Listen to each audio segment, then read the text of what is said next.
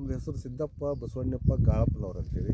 ನಾನು ಅಗ್ರಿಕಲ್ಚರ್ ಡಿಪಾರ್ಟ್ಮೆಂಟ್ನಾಗೆ ಒಂದು 24 ವರ್ಷ ಸರ್ವಿಸ್ ಮಾಡಿದ್ದೀನಿ ರೀ. ಓಕೆ. ಮಾಡಿ ರಿಟೈರ್ಡ್ ಆದಮೇಲೆ ನಾವು ಸ್ವತಃ ಉಳ್ಳಾಗಡ್ಡಿ ಬೆಳೀತಾ ಇದ್ದೀವಿ. ಓಕೆ. ಆ ಬೆಳೆದ್ರೊಳಗೆ ಈ ಸಲ ಸ್ವತಃ ನಾವು 4 ತಳಿನ ಇಲ್ಲಿ ನಮ್ಮ ಕ್ಷೇತ್ರದೊಳಗೆ ಬೆಳೆದೇವೆ ರೀ. ನಮ್ದು ಇಲ್ಲಿ ಧಾರವಾಡ ಜಿಲ್ಲಾ ಹುಬ್ಬಳ್ಳಿ ತಾಲೂಕು ಕೆರೇಸೂರು ಅಂತೇಳಿ ನಮ್ಮ ಊರು ಗ್ರಾಮ. ಇಲ್ಲಿ ನಮ್ಮದು ನಾನು ವರ್ಷ ಈಗ ಒಂದು 20-25 ವರ್ಷ ಆಯ್ತು ನಾನು ಬೀಜ ಮಾಡ್ತಾ ಇದ್ದು. ಲೋಕಲ್ ಬೀಜನ ಮಾಡ್ತಾ ಇದ್ದೇನೆ ಸರ್. ಆದರೆ ಈ ಸಲ ನಮ್ಮದು 4 ಎಕರೆಗೆ 6 ಎಕರೆಗೆ ನಮ್ಮದು ಲೋಕಲ್ ಬೀಜ ಬಿತ್ತೇವಿ. ಜೂನ್ 11ನೇ ತಾರೀಕಿಗೆ ಬಿತ್ತೇವೆ ರೀ. ಲೋಕಲ್ ಬಿತ್ತೇವಿ, ಲೋಕಲ್ ಬೀಜದು. ಆಮೇಲೆ ಒಂದು ಕಡೆ 2 ಎಕರೆ ಎಲ್ಲೋರ ಅಂತೇಳಿ ಬಿತ್ತೀವಿ ರೀ.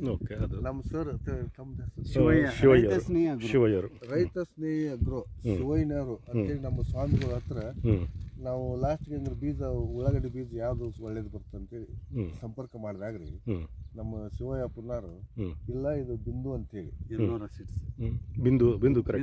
ಬಿಂದು ಅಂತೇಳಿ ಭಾಳ ಚೆನ್ನಾಗಿ ಬರ್ತಾ ಇದು ವೈರ್ ಅಂತೇಳಿ ಹೇಳಿದ್ರಿ.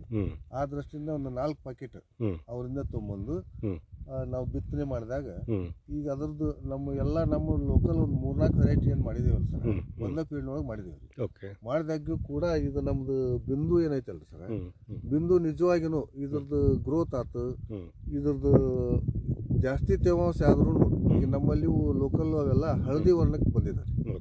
ಇದು ಇವತ್ತಿಗೂ ಇಲ್ಲಿವರೆಗೂ ಹಳದಿ ವರ್ಣ ಬರೋದಿಲ್ಲ ರೀ. ಹೊಳ್ಳಿ ಒಂದು ನಾವೇನು ಹೆಣ್ಮಕ್ಳು ಜಡಿ ಏನು ಹಾಕೊಂತಲ್ಲ ಆ ಸಿಸ್ಟಮ್ನಾಗ ಗ್ರೋತ್ ಬರ್ತದೆ. ಕಲರ್ ಭಾಳ ಚೆನ್ನಾಗೈತೆ ರೀ. ಅದು ಭಾಳ ಚಂದ ಐತಿ. ಅದಕ್ಕೆ ಮುಂದೆ ಈಗ ಇನ್ನೂ ಇದು ಒಂದು ತಿಂಗಳಿಗೆ ಬರ್ಬೋದು. ಅಲ್ಲಿವರೆಗೂ ಬೆಳವಣಿಗೆ ಭಾಳ ಚೆನ್ನಾಗಿದೆ. ಮುಂದೆ ನಿರೀಕ್ಷೆ ನಾವು ಮುಂದಿನ ದಿನಮಾನಕ್ಕೆ ಇದನ್ನು ಸ್ವಲ್ಪ ಬೀಜ ಮಾಡಬೇಕು ಅನ್ನುವಂಥ ಉದ್ದೇಶ. ಸೊ ಇದು ರೋಗ ತಡೀತದಂತೀರಾ?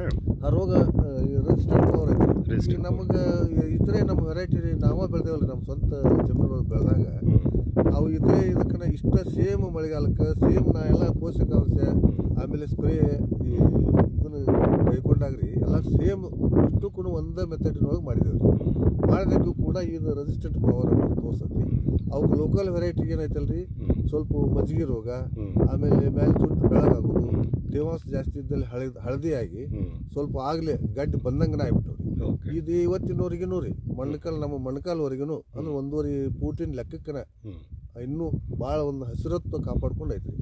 ಇದ್ರದ್ದು ಒಂದು ಸಾಹೇಬ್ರು ಅವರು ಕಂಪ್ನಿಯವ್ರು ಹೇಳೋ ಪ್ರಕಾರ ಅಂತಂದ್ರೆ ಇದು ಕಂಪ್ಲೀಟ್ ಕಟಾವಿಗೆ ಬರೋ ಹಂತಕ್ಕೂ ಹಸಿರತ್ವನ ಕಾಪಾಡ್ತೈತಿ. ಮುಂದೆ ಅದು ಒಂದು ತೆನಿ ಹೊರಗೆ ಬರೋದಿಲ್ಲ. ಇತರೆ ಇದನ್ನು ನೋಡಿದಾಗ ತೆನಿ ಅಲ್ಲೊಂದು ಹೊರಗೆ ಬರ್ತದೆ ಇತರೆ ತಳಿಗೆ. ಈ ತಳಿ ಒಳಗೆ ಒಂದು ವೈಶಿಷ್ಟ್ಯ ಏನಂತಂದ್ರೆ ತೆನಿ ಬರುವುದಿಲ್ಲ, ಮುಂದೆ ಹಸಿರತ್ವ ಸದತ್ ಕಾಪಾಡ್ಕೊತೈತಿ ಹಾರ್ವೆಸ್ಟಿಂಗ್ ಬರೋವರೆಗೂ ಅನ್ನುವಂಥ ಇದನ್ನ ಅವ್ರು ಹೇಳ್ತಾರೆ. ನಾವು ಅದನ್ನ ಈಗ ನಾವು ಇಲ್ಲಿ ನೋಡ್ತಾ ಅದೇ ನೋಡಾಕತ್ತೀವಿ. ಅದು ನಮ್ಮ ಕಣ್ಣು ಮುಂದೆ ಪ್ರಾತ್ಯಕ್ಷಿಕೆನೇ ಆದಾಗ. Okay, very good. ಸೊ ನಮಸ್ತೆ ಶಿವಯ್ಯರೇ, ನೀವು ರೈತ ಸ್ನೇಹಿಯಿಂದ ಅವ್ರಿಗೆ ಬೀಜ ಕೊಟ್ಟಿದ್ದೀರಾ. ಸೊ ನಿಮಗೆ ಈ ಫೀಲ್ಡಲ್ಲಿ ನೋಡ್ತಾ ಇದ್ದೀರಲ್ಲ, ನೀವು 4 ತಳಿಗಳು ಸಮೇತ ನೋಡಿದ್ರಿ ಈಗ. ಸೊ ನಿಮ್ಮ ಅಭಿಪ್ರಾಯ ಏನು ಹೇಳ್ತೀರಾ? ನಮ್ಮ ಅಭಿಪ್ರಾಯ ಅಂದರೆ ನಾವು ಕಳೆದ 25 ವರ್ಷದಿಂದ ಬೀಜ ಮಾರತ್ತೀವಿ ನಾವು ಬೇರೆ ಬೇರೆ ಕಂಪ್ನಿವ. ಇದನ್ನು ಈ ವರ್ಷ ನೀವು ಕಂಪ್ನಿದು ಮಾಡಿದ್ದೀವಿ ರೀ. ಅವ್ರಿಗೆ ಒಬ್ಬರ ನೋಟಿಫೈಡ್ ಫಾರ್ಮರ ಅವ್ರಿಗೆ 4 ಪ್ಯಾಕೆಟ್ ಕೊಟ್ಟಿದ್ದು ರೀ.